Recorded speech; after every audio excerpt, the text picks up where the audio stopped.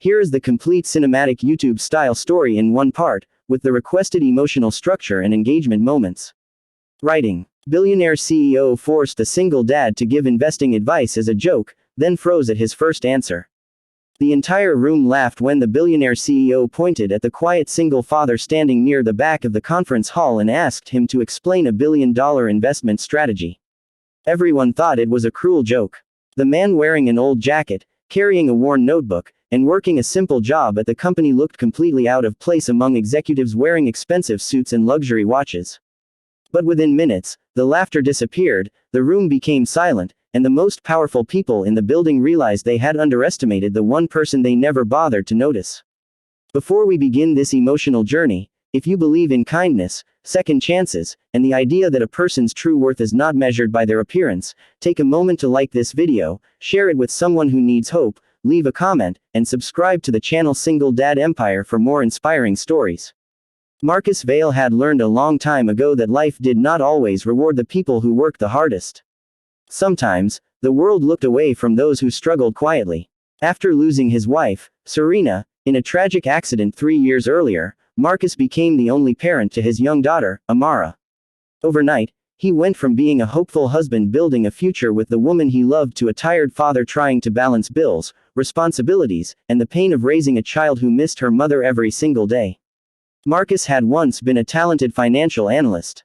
He understood markets, business patterns, and investments better than many people who held powerful positions.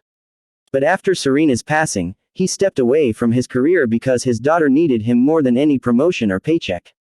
He chose stability over ambition. He accepted a lower-paying position as a facilities assistant at a large investment company, where he could work predictable hours and make sure he was home every evening to cook dinner, help Amara with homework, and listen to her dreams before she went to sleep. Most employees barely noticed him. To them, Marcus was simply the quiet man who fixed broken equipment, organized meeting rooms, and cleaned up after important executives. They never saw the hours he spent studying financial reports after putting his daughter to bed. They never saw the notebook filled with handwritten calculations sitting beside his kitchen table. They never knew that the man they walked past every day had once predicted market shifts that saved companies millions of dollars. The company's CEO, Celeste Arden, was known throughout the business world as a brilliant but intimidating leader. At 38 years old, she had built one of the fastest-growing investment firms in the country. She was admired for her intelligence, but many employees feared her because she valued results above everything else. She believed emotions had no place in business and that success belonged only to those who could survive pressure. The company was facing its biggest challenge in years. A major investment decision worth nearly $1 billion had divided the executive team. Some believed the company should invest aggressively in a rising technology sector, while others warned that the market was unstable and could collapse. The board scheduled a private strategy meeting with the company's top investors and financial experts. Marcus was only there because he had been asked to arrange the room before the meeting began. He quietly placed documents on the table, adjusted chairs, and prepared water for the executives. He tried to disappear, just like he always did. But while organizing the reports, he noticed something unusual in the financial data displayed on the presentation screen. The numbers did not make sense. A pattern hidden inside the reports suggested that the investment everyone was excited about carried a serious risk. Marcus hesitated. He knew speaking up could create problems. People like him were not invited into conversations with billionaires. He had learned that sometimes staying silent was easier than being embarrassed. But then he thought about Amara. He remembered teaching her that courage meant doing the right thing even when it was uncomfortable. Before Marcus could leave, Celeste noticed him looking at the documents. Instead of asking for his opinion seriously, she smiled slightly and made him the center of attention.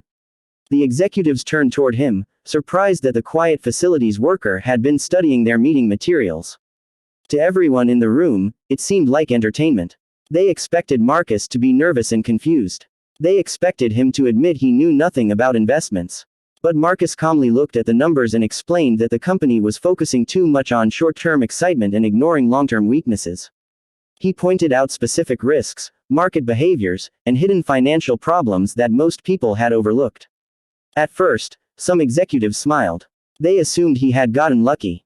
But as Marcus continued, their expressions changed. The details he mentioned were not guesses. They were based on careful analysis. The room that had been filled with confidence and arrogance became completely quiet. Celeste stopped looking at him like an employee who had accidentally walked into an important meeting. For the first time, she looked at him like someone she needed to understand. Marcus explained that the biggest mistake investors make is believing money alone creates wisdom. He said that numbers tell stories, but people have to know how to listen. He described how fear, greed, and impatience often caused powerful people to make poor decisions. The executives reviewed his points. Slowly, they realized that Marcus had identified problems their expensive consultants had missed. The investment decision was delayed. A deeper investigation was launched. Weeks later, the company discovered that Marcus's concerns were correct. The market changed exactly as he predicted, and because the company avoided the risky investment, they saved hundreds of millions of dollars. The news spread quickly throughout the company. The man everyone ignored had protected the business from disaster. But Marcus did not celebrate. He was not interested in attention. He simply returned to his normal routine, making sure meeting rooms were prepared and leaving work on time to pick up Amara from school. That was what surprised Celeste the most. She had expected someone with Marcus's knowledge to demand recognition, money, or a promotion. Instead, he only wanted enough time to be a good father. Curious about the man behind the numbers, Celeste began learning about Marcus's story. She discovered the sacrifices he had made, the career he had paused, and the years he spent quietly supporting his daughter while carrying his own pain. For the first time in her life, Celeste understood that success was not always found in corner offices or expensive suits. Sometimes success looked like a tired father packing a lunch before sunrise. Sometimes strength looked like a person continuing forward after losing everything.